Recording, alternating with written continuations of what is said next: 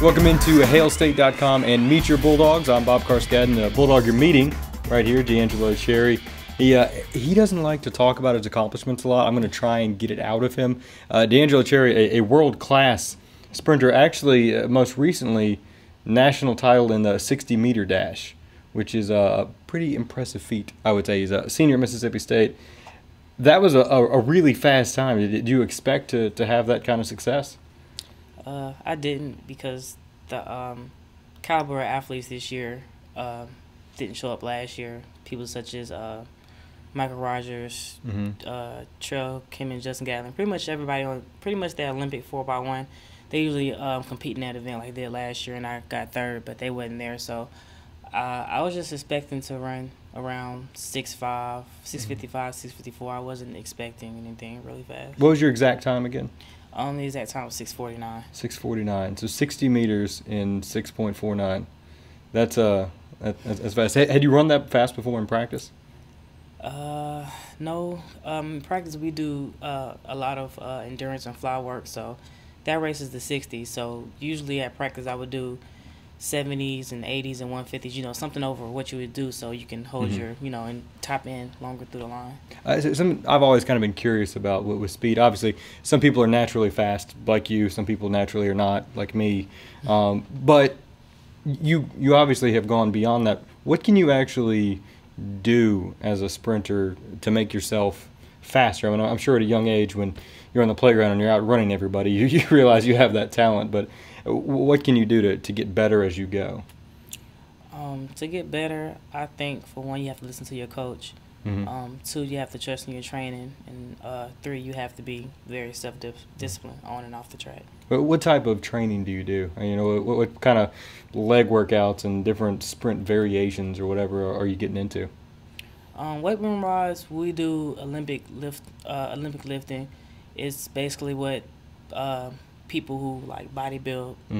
Say it sounds intense. Yeah, so it's pretty intense. It's a good amount of weight, but it's like short and intense. And as far as the track, just like I said, I've worked really hard on the off season. I've done 300s, 250s, like a lot of endurance work to help me hold my top end. So D'Angelo, where are you from?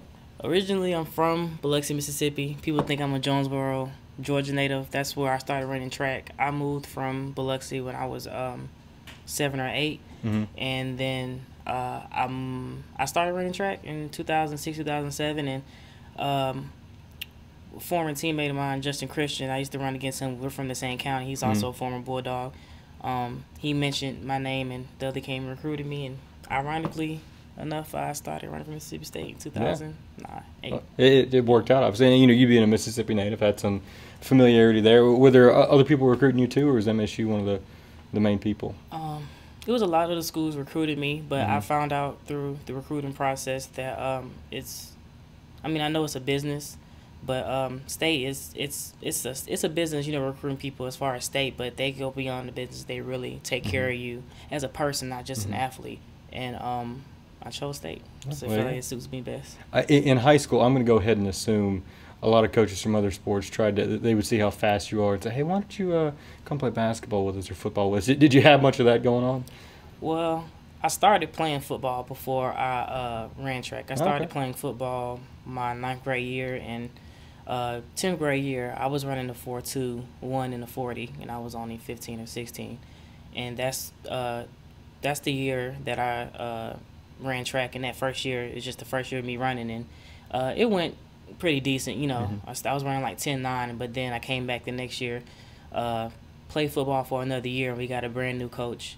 He seen the potential I had as far as running the 100, so he fixed like my form as far as the way I ran, and the rest is history. Yeah, that's pretty. I would have expected.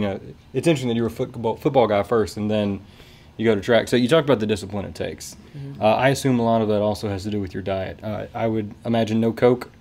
Yeah, I'm not a big soda drinker. I barely drink juice as it is. If I drink juice, it'll probably be like you know, if we go somewhere, maybe like a restaurant or fast food, but for the most part, the only thing you're gonna find in my refrigerator is water, and it's cheap, you know. So yeah. Water is you know, pretty easy to get a hold of. Yeah, you not know, really you can expensive. get little mixed things, you know, to flavor it up. You can mix it up a little bit, so it's. I mean, you know, that just helps me stay away from like the sweets and the soda and stuff like that. Now you're in Mississippi, and then you're also from Mississippi. Hard to stay away from the fried foods. Do you try to stay away from it, or do you just kind of embrace that and say, you know what, I run enough, it's going to be okay? I had that mentality for 2 or 3 years, and I ended up paying for it because I used to eat a lot of fast food.